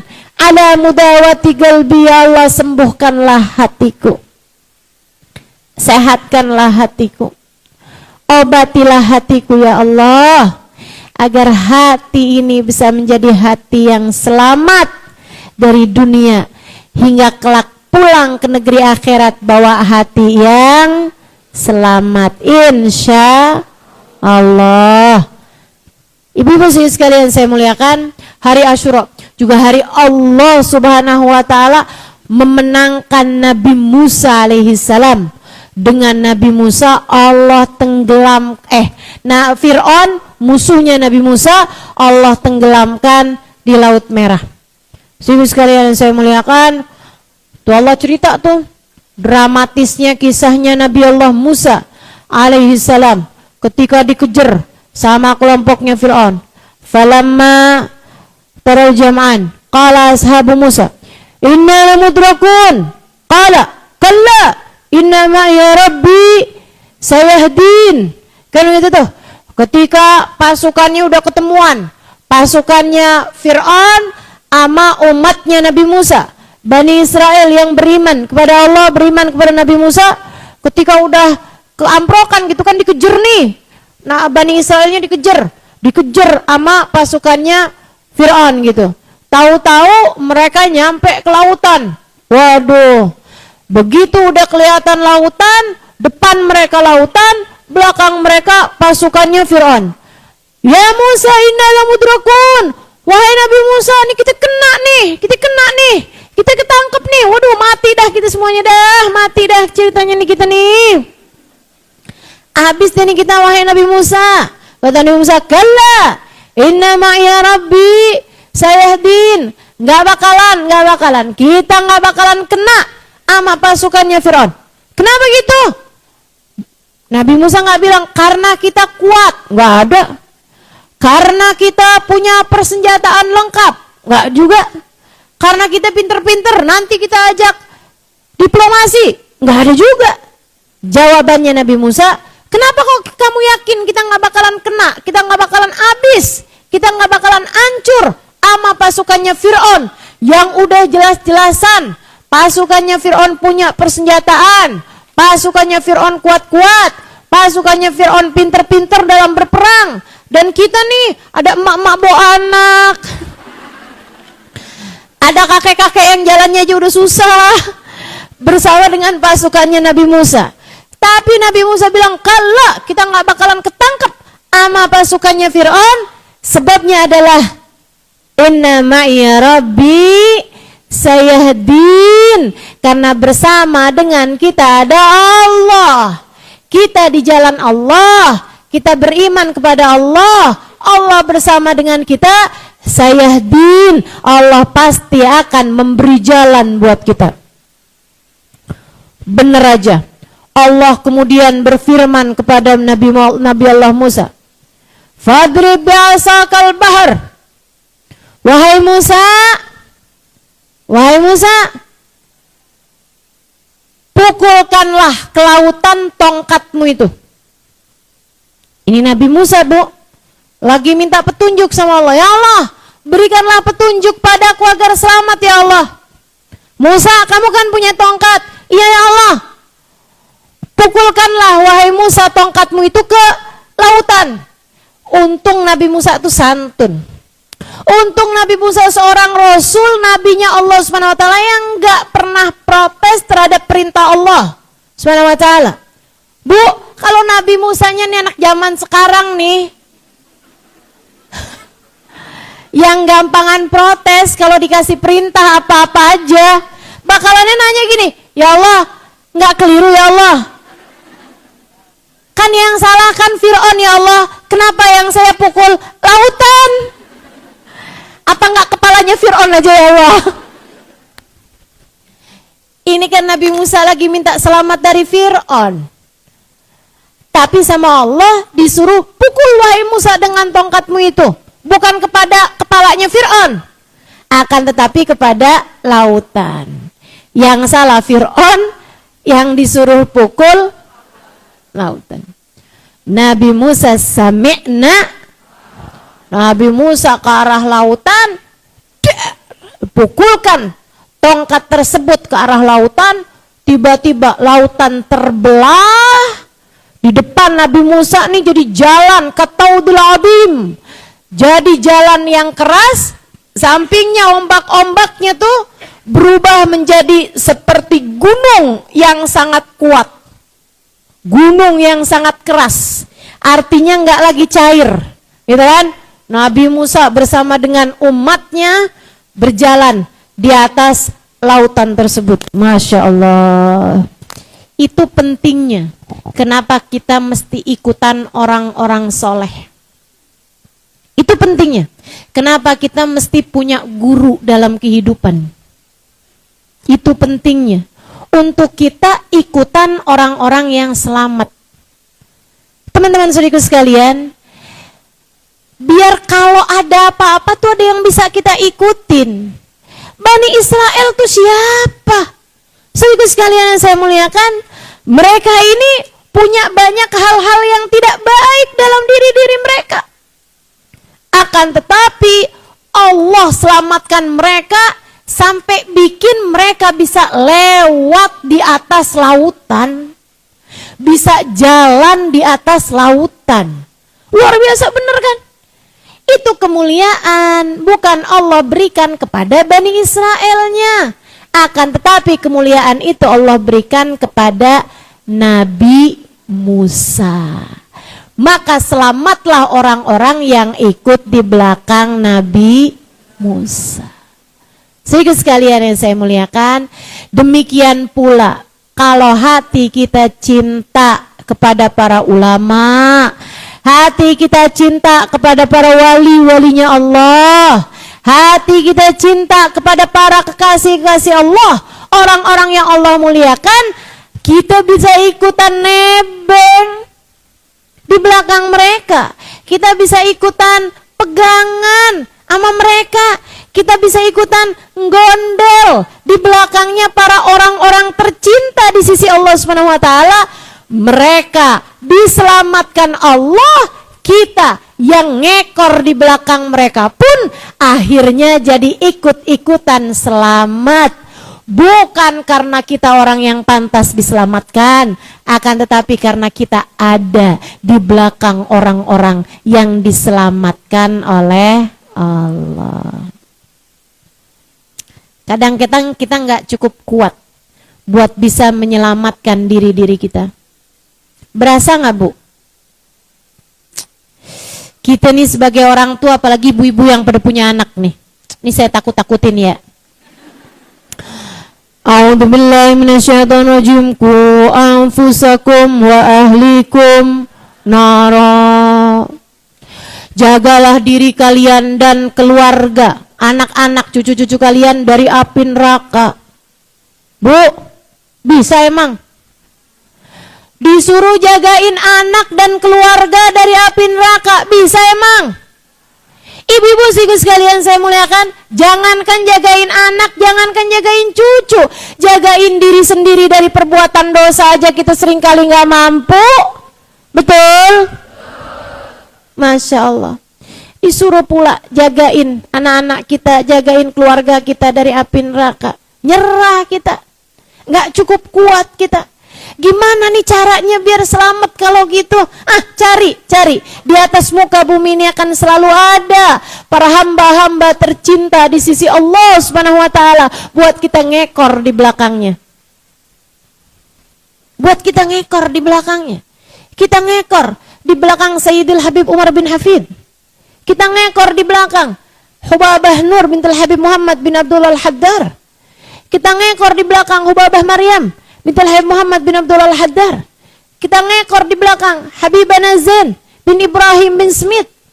Kita ngekor di belakang para ulama-ulama kita, teman-teman saudaraku sekalian, untuk mudah-mudahan kita belajar dari mereka, Ibu-ibu bisa lihat saya sebagai orang yang belajar dari mereka.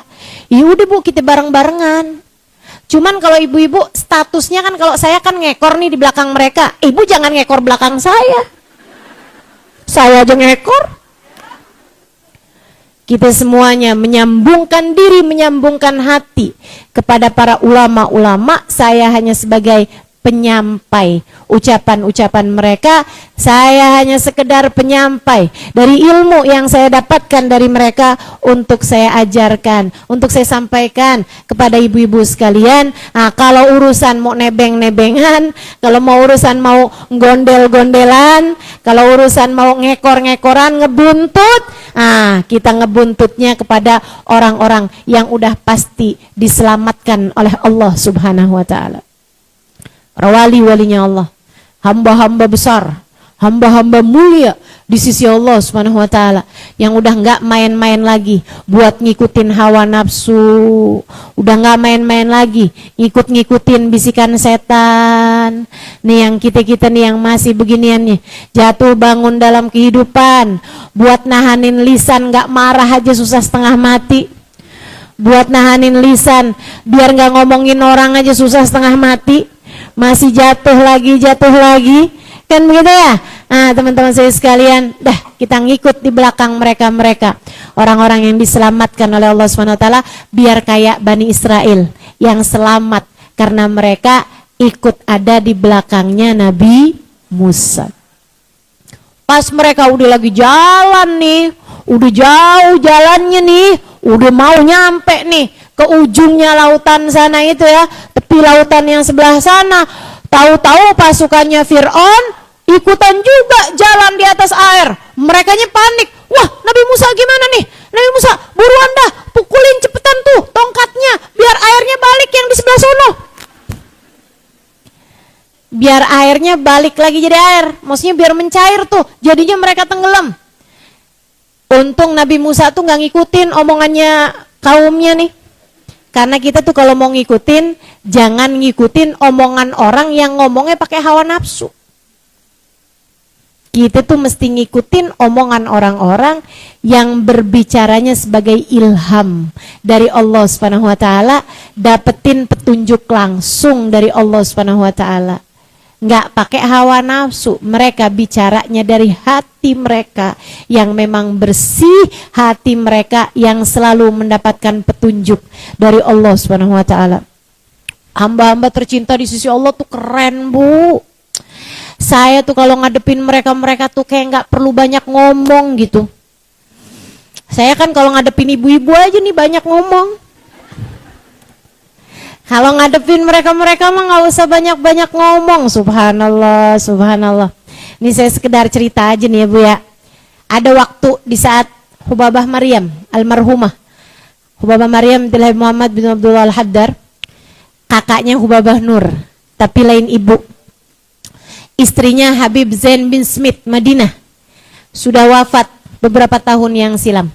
Nah itu waktu beliau masih, ya pastinya ya, saat beliau masih hidup, itu beberapa kali datang ke Indonesia, datang ke Jakarta.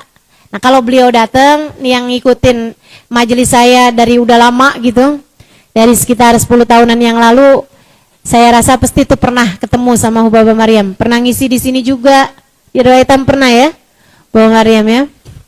Nah ini teman-teman saya sekalian, beliau kalau ke Indonesia saya ada tuh, jadi lisan beliau, karena beliau nggak bisa bahasa Indonesia, sementara orang-orang Indonesia nggak pada ngerti bahasa Arab. Biasanya orang Indonesia nih kalau ngerti bahasa Arab nggak jauh-jauh dari 3 kata, ana ente fulus. Jadilah saya harus terjemahin Hubabah Maryam. Nah, ada satu waktu ada seorang suami bilang sama anaknya Hubabah Maryam untuk bikinin jadwal ke rumah istrinya, gitu ya, di rumah keluarganya lah gitu, ngundang Hubabah Maryam. Hubabah Maryam iyain, Hubabah Maryam okein, dikasihlah tanggal, kita akan ngisi di rumahnya si keluarga itu, gitu ya. Subhanallah, berapa waktu kemudian saya ketemu sama istrinya itu nemuin saya, terus bilang kalau mereka tuh sebenarnya keberatan karena istrinya tuh baru habis melahirkan dalam kondisi yang masih sangat lemah. Kayaknya kalau banyak didatengin tamu untuk majelisnya Hubabah gitu kan, pasti kan orang-orang pada pengen datang tuh gitu ya. Nah itu kan nanti jadi ribet gitu, sementara istrinya baru habis melahirkan, masih sangat sakit gitu kan, masih juga punya baby gitu. Itu kan ngurusin anak masih bayi itu kan nggak usah ada tamu aja bingung, apalagi rumahnya ketamuan banyak orang gitu. Jadi kayak semacam keberatan gitu kan. Dia bilang nggak tahu tuh suami saya gimana nih Ustazah kalau kayak gini. Saya bilang baiklah kalau gitu, coba saya akan sampaikan kepada Hubabah Maryam. Saya bilang sama dia, terus gimana enaknya Kak, apa Hubabah Maryamnya nggak usah datang ke sana? Saya senang Ustazah, kalau Hubabah Maryam datang kemari saya senang banget. Hubabah Maryam jadinya bisa mentahnik anak saya gitu. Terus juga nanti Hubabah Maryam bisa doa-doain saya gitu kan, doa-doain keluarga saya. Cuman saya nggak mau ngundang-undang orang gitu. Maksudnya Hubabah Maryam datang aja ke tempat saya nih kayak buat ngeteh sore gitu, buat makan kue gitu maksudnya. Jadi kan nggak terlalu repot iniannya gitu, persiapannya gitu. Saya bilang, coba deh, saya mau bicara. Saya semalaman nggak bisa tidur, mikirin kata-kata saya nih mesti ngomongnya kayak gimana sama Hubabah Maryam. Kebayang nggak sih Hubabah Maryam tuh udah bilang sama saya, Halimah, nanti kita tanggal sekian kita ada majelis di tempatnya keluarga ini gitu. Udah ngomong sama saya. Saya bilang marhaba Hubabah, itu kan. Tiba-tiba saya ngomong gitu, Hubabah majelisnya cancel.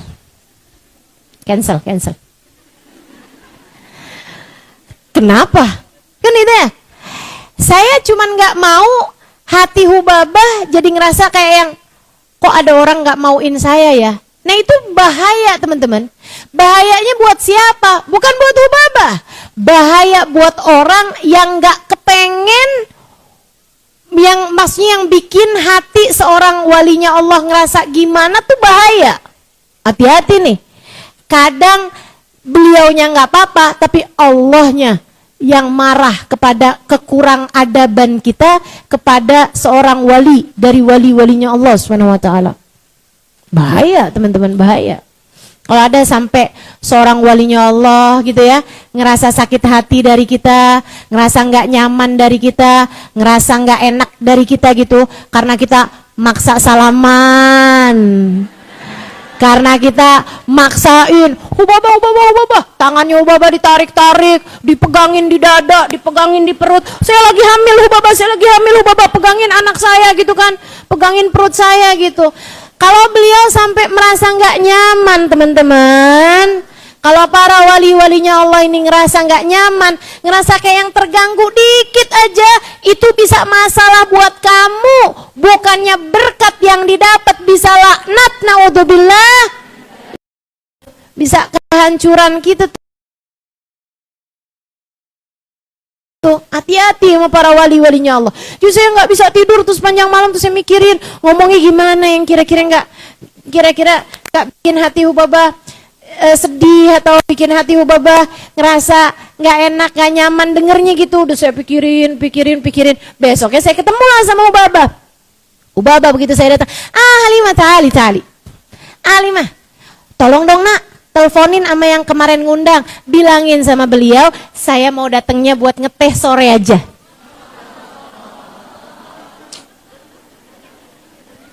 Saya bilang emang ngadepin para wali tuh nggak usah kebanyakan ngomong, percuma kan saya tadi malam sampai nggak bisa tidur.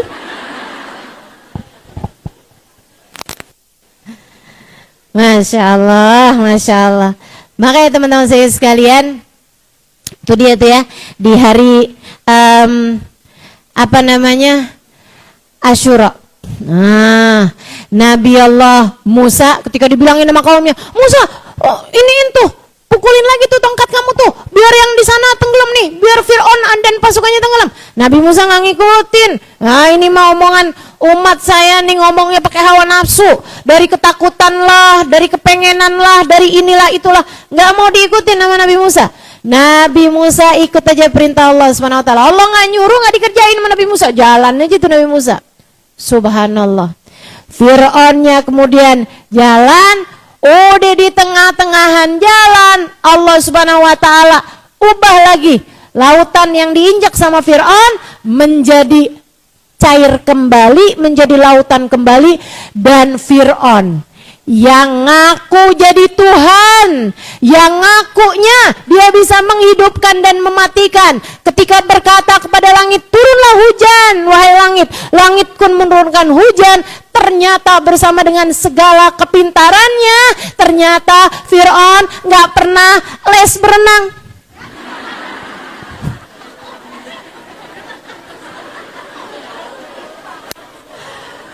Dia ternyata nggak bisa berenang, teman-teman. Fir'aun pun tenggelam. Fir'aun pun setengah mati berusaha menyelamatkan dirinya. Fir'aun kemudian bilang, amantu birabbil Harun wa Musa. Saya sekarang beriman. Oh, ternyata saya bukan Tuhan ini ya. Ternyata saya kok hampir tenggelam ini. Dia pun kemudian bilang, amantu birabbil Harun wa Musa. Saya sekarang beriman kepada Tuhannya Harun. Saya sekarang beriman kepada Tuhannya Musa. Saya sekarang beriman, saya sekarang beriman. Sekarang saya beriman. Kata Fir'aun gitu. Allah bilang, al-an wa qad asaita min qabl. Sekarang nih on. Sekarang banget nih. Nggak dari kemarin-kemarinan. Ente sepanjang hidup durhaka kepadaku. Sekarang giliran udah mau mati, kamu baru mau taubat? Nggak bisa, nggak bisa. Nggak bisa.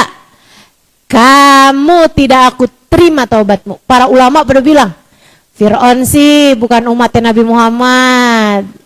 Coba dia umatnya Nabi Muhammad, Allah pasti akan tetap menerima taubatnya. Sebab untuk umat ini Allah terima taubatnya selagi nafas masih belum sampai di tenggorokan. Allah nggak terima taubatnya Fir'aun.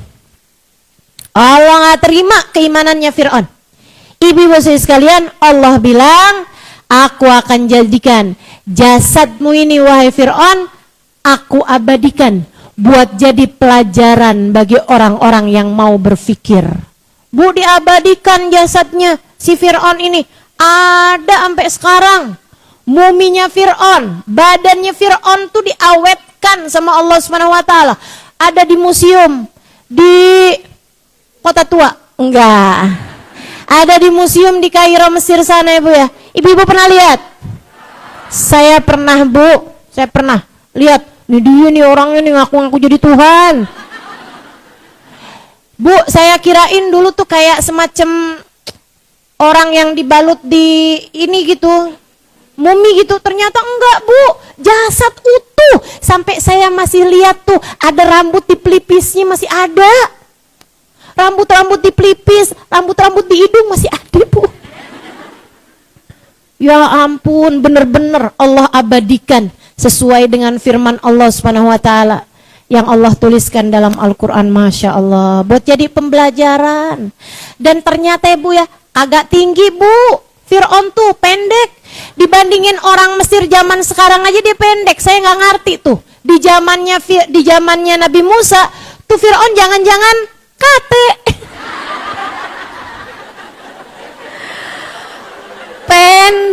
Pendek, Masya Allah. Kok bisa-bisanya orang pendek kayak begitu ngaku jadi Tuhan? Ya ampun, kagak ada pantas-pantasnya dah Bu. Masya Allah, Masya Allah. Ibu-ibu saudaraku sekalian yang saya muliakan, tuh si Fir'aun tuh, saya lihat tuh jenazahnya tuh. Ini dia nih orangnya nih ya. Ya ampun. Ternyata Bu, mumi di sana itu ibu-ibu sekalian bukan cuma satu. Saya ngebayanginnya satu doang. Banyak. Ada mumi bayi, ada muminya saudaranya Fir'aun, ada muminya bininya Fir'aun, gitu banyak ibu-ibu sekalian, bukan Asia ya. Dan Fir'aun itu juga ternyata banyak. Ramses tuh ternyata banyak. Gitu ya. Fir'aun tuh bahasanya tuh Ramses gitu. Ada Ramses 1, Ramses 2, Ramses 3 gitu kan. Nah cuman orang tahu kalau ini adalah muminya Fir'aun, Fir'aunnya Nabi Musa, karena katanya di dalam jantungnya itu ditemukan ada garam laut. Yang lain nggak ada, dia doang nih yang ada garam lautnya. Kenapa ada garam lautnya? Karena tenggelam. Kan matinya kan tenggelam. Jadi masih ada tuh garam lautnya. Saya lihat tuh. Pas pulang-pulang suami saya nanya, "Gimana kamu udah lihat muminya Firaun?" "Udah." "Gimana muminya Firaun?" "Tenang. Kamu masih lebih cakep daripada dia." Udahlah ya. Udahlah punya suami tuh kita adakin bercanda aja. Nggak usah terlalu serius-serius nih kayak ibu-ibu nih kalau ngomong sama suaminya serius mulu. Suamimu tuh Bu, begitu kamu bilang, "Bang, kapan ada waktu saya mau ngomong?" Wah itu udah pikiran banget tuh. Sian, suaminya sian. Sian, jangan gitu-gituin lah. Abis gitu ada banyak nih, ini istri-istri nih di sini nih banyak nih, yang kalau ngomong sama suaminya serius banget, yang diomongin angka mulu. Tagihan listrik sekian, anak-anak mulai masuk sekolah biayanya sekian, harga seragamnya sekian, total sekian juta nih bang. Pusing palanya suami. Kalau ngomong serius mulu Bu, jangan gitu napa. Yang santai, hidup yang santai, bawa bercanda aja. Liatin suami terus bilang, "Ada yang mau saya omongin sama kamu." "Apaan?" "Kamu udah tahu belum?" "Apaan?" "Saya sayang loh sama kamu."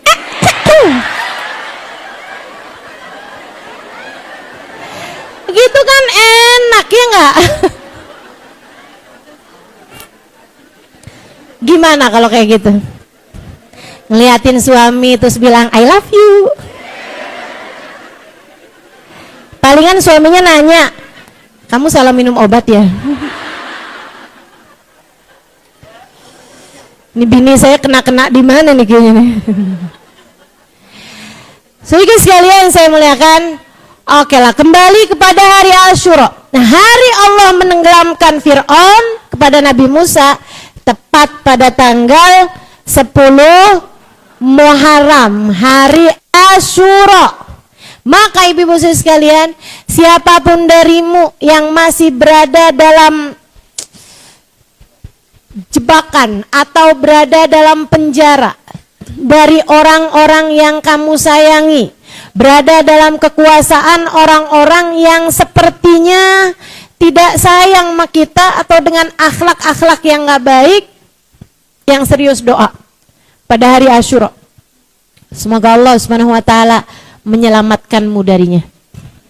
Punya bos jahat, misalnya gitu ya. Kerja sama orangnya jahat, begitu kan?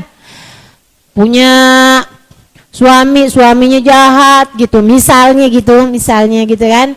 Yang serius. Tapi doanya jangan, "Ya Allah, sebagaimana Engkau menenggelamkan." Jangan gitu doanya. Minta aja biar Allah melembutkan hatinya. Minta aja biar Allah Subhanahu wa taala menjadikan hatinya jadi hati yang lebih lunak, hati yang lebih baik, insya Allah. Nah, apa aja nih project kita nih biar dapat hadiah-hadiahnya nih? Teman-teman saya sekalian, 2 hal jangan ditinggal, karena itu hadisnya sahih dan diperintahkan kita untuk melakukannya. 2 hal jangan ditinggal. Yang berikutnya ada beberapa kesunahan yang kamu bagus lakukan pada hari Asyura. Kemudian ada beberapa hal yang kamu kerjain boleh, enggak juga enggak apa-apa, karena memang enggak ada hadisnya baik sahih maupun dhaif.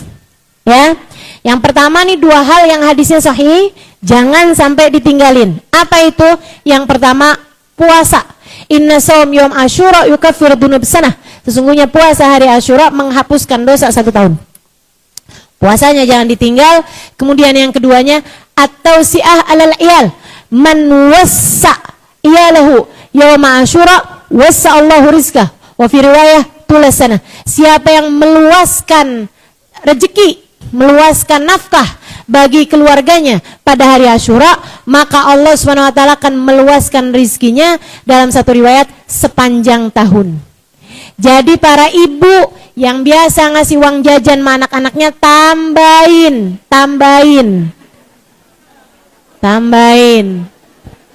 Bu, biasa ngasih uang jajan sama anaknya berapa? 10.000. Tambahin hari itu jadi 11.000. Jangan dikit amat nambahinnya ya. Tambahin kayak 30.000 gitu, atau kasih hadiah apa gitu, nyenengin anak-anak kita. Tenang, janjinya Allah seperti yang disampaikan Nabi Muhammad, Allah akan lapangkan rezekimu sepanjang tahun. Semakin banyak kamu ngasih kelebihannya, insya Allah semakin banyak pula Allah akan ngasih kepadamu kelebihan rizki sepanjang tahun ini. Termasuk juga silahkan sampaikan kepada suamimu bagi yang bersuami.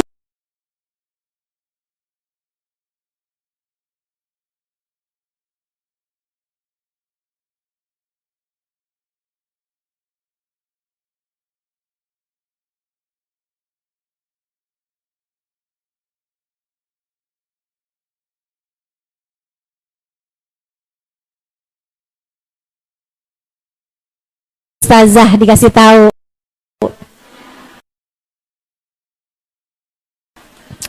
gitu kan, Ustazah kok hadis yang ini nih kayak nggak pernah denger ya Ustazah. Itu dia tuh Bu masalahnya. Selama ini kan yang ngajar kan para laki-laki tuh. Ustadz kayaknya disembunyi-sembunyiin nih hadis-hadis yang beginian nih. Takut bini-bininya pada ngerongrong. Takut bininya pada minta. Masya Allah. Sampaiin aja Bu, ada pelajaran bagus Bang hari ini. Itu dua hal yang kita disunahkan untuk melakukannya. Termasuk kepada orang-orang yang kerja di rumah kita. Atau tambahin. Siapa yang kepengen rezekinya luaskan pula rezeki orang lain yang kamu tanggung selama ini, yang kamu bayar mereka selama ini, atau yang kamu beri kepada mereka selama ini. Itu dua hal yang memang jangan sampai ditinggalkan. Hari Asyura hadisnya sahih. Ada beberapa hal yang sunnah juga meskipun hadisnya dhaif. Ya, apa tuh? Ngasih santunan anak yatim. Ngasih santunan anak yatim. Walaupun lebih terkenal nih Bu ya daripada yang tadi tuh ya. Kayaknya hari Asyura tuh kayak hari raya anak yatim gitu. Saudara sekalian, itu dia tuh ngasih santunan sama anak yatim. Kemudian lagi ngusap kepala anak yatim. Saya sering ditanya, Ustazah batasan anak yatim tuh sampai umur berapa? Tergantung untuk disantuni atau untuk diusap kepalanya. Kalau untuk diusap kepalanya sampai dengan balik. Kalau udah balik jangan usap-usap kepalanya. Kamu anak yatim apa bukan? Kamu yatim ya? Saya sih yatim sih, tapi umur saya udah 25 tahun. Sini saya usap. Nggak ada ceritanya Bu, itu mah berondong namanya. Masya Allah. Teman-teman sih sekalian saya muliakan, jangan juga ibu-ibu nih bilang sama suaminya, Bang, daripada ngusap kepalanya anak-anak lain Bang, aneh juga yatim. Jadi kalau buat urusan diusap kepalanya, nah itu sampai dengan balik. Begitu balik udah nggak sunnah lagi buat ngusap kepalanya anak yatim, kecuali jika itu adalah anak yatimmu sendiri. Ya, anakmu sendiri yatim, nah silakan dah kamu usap kepalanya biar sampai tua juga nggak apa-apa. Kemudian kalau untuk urusan disantunin, dengerin biar jelas. Kalau untuk urusan disantunin, kamu kasih duit gitu kan, kamu kasih sedekah, itu dengan syarat mereka anak-anak yang susah, anak-anak yang miskin. Kalau buat diusap kepalanya tuh nggak harus anak-anak susah, maksudnya walaupun dia berkecukupan, kalau hari Asyura sunnah kamu usap kepalanya gitu. Kalau untuk diusap kepalanya ya. Tapi kalau misalnya untuk disantunin, kamu kasih duit gitu kan, itu harus anak-anak yatim yang susah, maksudnya yang memang miskin, ya Bu ya. Nah ini disantuninnya kalau laki-laki sampai dengan mereka bisa bekerja, kalau anak perempuan sampai dengan mereka menikah. Jadi walaupun 18 tahun, 17 tahun, kalau dia yatim dan miskin, kamu sunnah untuk menyantuni mereka, termasuk ketika hari Asyura ini. Jangan misalnya pas lagi mau santunan anak yatim, dilihatin, ini udah gede nih kamu udah balik. Udah sih, ya udah sana. Nggak dapat santunan, padahal dia lebih memerlukan daripada yang sekolah-sekolah SD gitu. Buat beli buku, buat beli alat tulis gitu kan. Ada banyak keperluan-keperluan mereka, maka sunnah untuk disantuni sampai dengan balik. Kemudian selain daripada itu, hari Asyura juga kalau dengar-dengar tuh bagus buat ngunjungin orang sakit, bagus buat mendapatkan doa dari orang-orang tua, orang-orang soleh gitu ya. Bagus doa dari guru-guru kita gitu, berkunjung kepada mereka, ketemu sama mereka gitu. Teman-teman saya sekalian, itu semuanya bagus untuk dilakukan pada hari Asyura, selain daripada banyakin sedekah baik kepada anak-anak yatim terutamanya, ataupun kepada siapapun saja dari umat Islam yang miskin, yang fakir. Nah itu sunnah untuk kamu bersedekah pada hari Asyura. Selain daripada itu, baca ayat kursi 360 kali. Kalau enggak kamu baca hari ini, bisa juga kamu baca pada tanggal 10 Muharram nanti. Insya Allah sepanjang tahunnya akan terjaga. Sebanyak berapa tadi? 360 kali, sebanyak bilangan hari sepanjang tahun. Ya. Kemudian lagi masing-masingnya dengan Bismillahirrahmanirrahim. Jadi ayat kursinya dengan diawali dengan Bismillahirrahmanirrahim untuk tiap satu ayat kursinya. Ayat kursinya diawali dengan Bismillahirrahmanirrahim. Kemudian teman-teman sekalian, nah ada hal-hal lainnya yang kamu kerjain boleh, enggak juga nggak apa-apa. Kalau teman-teman pernah dengar-dengar gitu ya. Apa itu? Hari Asyura sunnah mandi. Ya emang kita memandi ya Bu ya. Enggak hari Asyura juga orang di Indonesia mandi biasanya kan.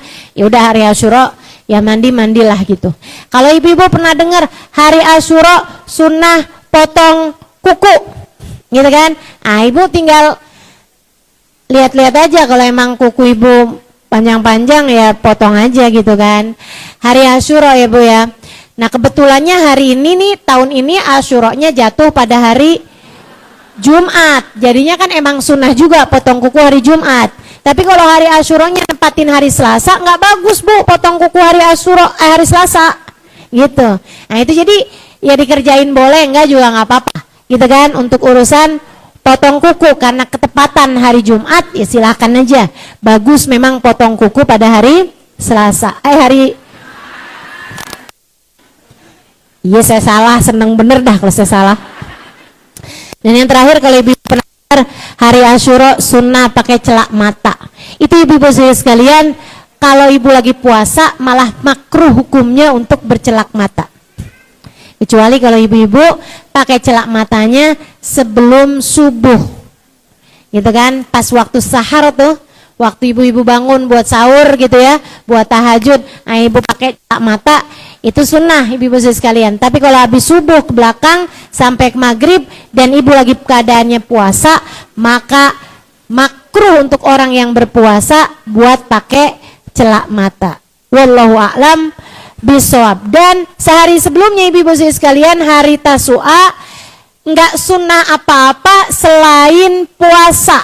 Puasanya hukumnya sunnah, meskipun tidak seperti kesunahan puasa hari Asyura.